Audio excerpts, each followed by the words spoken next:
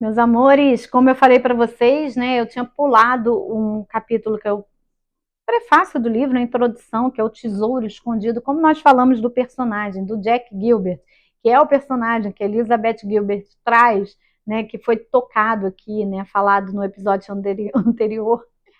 Eu vou ler, tá, gente? Então é a primeira parte do livro que eu tô lendo agora no meio da nossa leitura comentada, e nesse caso eu acho que nem vou comentar, eu acho que eu vou só ler mesmo pra gente, tá bom? Então vamos lá, se você tem algum problema de toque, eu digo para você, assista esse vídeo e volte e assista todos os outros de novo na sequência, tá bom? Era uma vez um homem chamado Jack Gilbert que infelizmente não era meu parente. Olha, não era parente dela. Jack Gilbert foi um grande poeta, mas se você nunca ouviu falar dele, não se preocupe, a culpa não é sua. Ele nunca se importou muito em ser conhecido, mas eu o conheci, ainda que não pessoalmente, e nutria por ele um grande afeto, então vou lhe contar um pouco a respeito dele. Jack Gilbert nasceu em Pittsburgh em 1925 e cresceu em meio à fumaça, ao barulho e às usinas da cidade. Trabalhou em fábricas e siderúrgicas quando jovem, mas desde cedo demonstrou vocação para escrever poesia. Atendeu ao chamado de vocação sem hesitar. Tomou a poesia da maneira como outros homens tomam o ato de se tornar um monge, como uma prática devocional, um ato de amor e um compromisso vitalício com a busca da graça e da transcendência. Imagino que essa seja uma excelente maneira de se tornar poeta, ou, para falar a verdade, de se tornar qualquer coisa que inspire seu coração e lhe dê vida. Jack poderia ter sido famoso, mas essa não era sua praia. Tinha o talento e o carisma para a fama, mas nunca teve o interesse. Sua primeira coletânea de poemas, publicada em 1962, venceu o prestigioso prêmio de Yale para jovens poetas e foi indicado ao Pulitzer. Pulitzer é um prêmio de jornalismo, de literatura super importante, né, gente, nos Estados Unidos. E como se não bastasse, conquistou ainda público e crítica, tarefa nada fácil para um poeta no mundo moderno. Havia algo nele que atraía as pessoas e as mantinha cativadas. Era bonito, intenso, sexy e brilhante no palco. Um imã para as mulheres e um ídolo para os homens. Em fotos tiradas para a revista Vogue, aparece lindo e com um ar romântico. As pessoas eram loucas por eles. Poderia ter sido um astro do rock. Em vez disso, ele desapareceu. Não queria se deixar distrair por toda a comoção. Anos mais tarde, afirmou que achava sua fama entediante, não porque fosse imoral ou pudesse corrompê-lo, mas pelo simples fato de que era exatamente a mesma coisa todos os dias. Buscava algo mais profundo, mais substancioso, mais variado. Então largou tudo. Foi viver na Europa e lá ficou por 20 anos.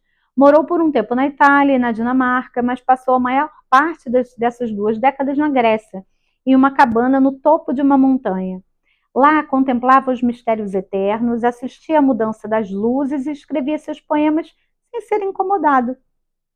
Teve suas histórias de amor, seus obstáculos, suas vitórias. Foi feliz. Conseguiu se sustentar fazendo trabalhos esporádicos aqui e ali. Precisava de pouco. Deixou que seu nome fosse esquecido.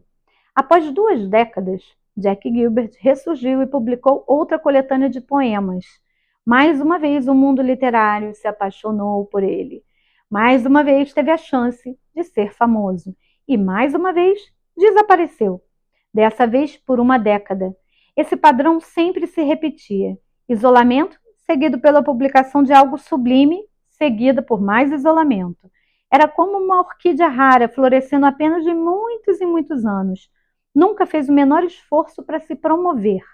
Em uma das poucas entrevistas que Gilbert deu na vida, perguntaram-lhe como achava que seu distanciamento do mundo editorial tinha afetado sua carreira.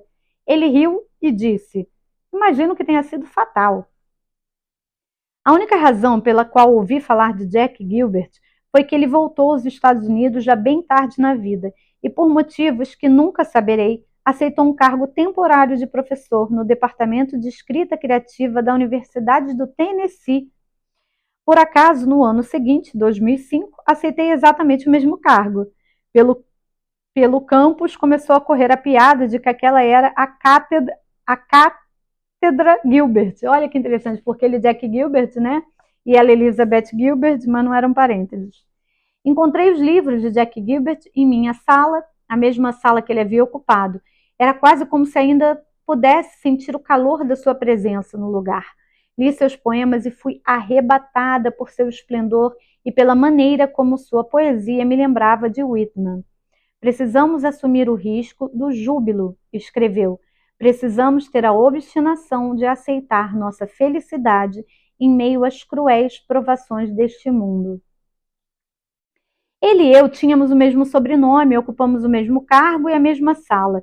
Ensinamos muitos dos mesmos alunos e agora eu estava apaixonada por suas palavras. Naturalmente comecei a desenvolver uma profunda curiosidade a respeito dele.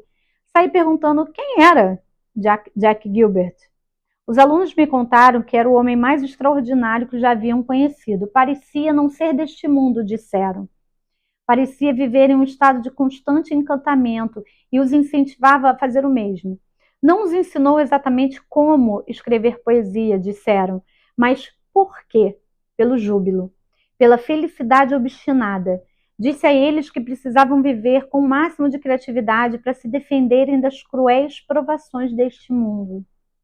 Acima de tudo, porém, pediu aos alunos que fossem corajosos.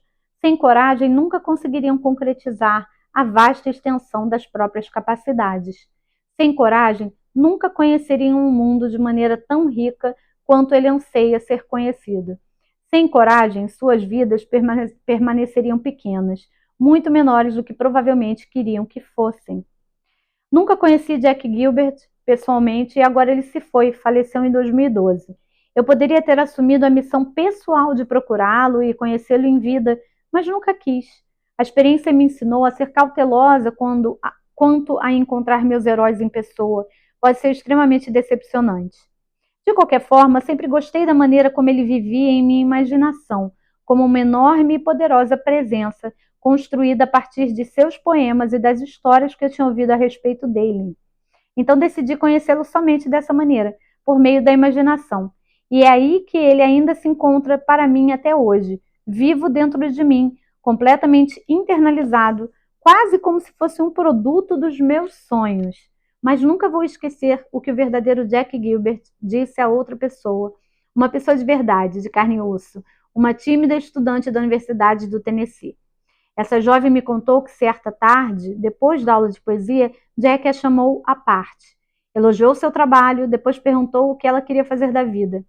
Hesitante, a aluna admitiu que talvez quisesse ser escritora. Ele sorriu com infinita compaixão para a menina e perguntou: Você tem a coragem necessária? Tem coragem de trazer à tona esse trabalho? Os tesouros escondidos dentro de você estão esperando que você diga sim? Ai, gente, muito lindo! Adorei. Nem comentar nada, não. Sem comentários. Não precisa. Jack Gilbert arrasou. Amanhã eu tô de volta em mais um vídeo. Beijo, beijo, beijo.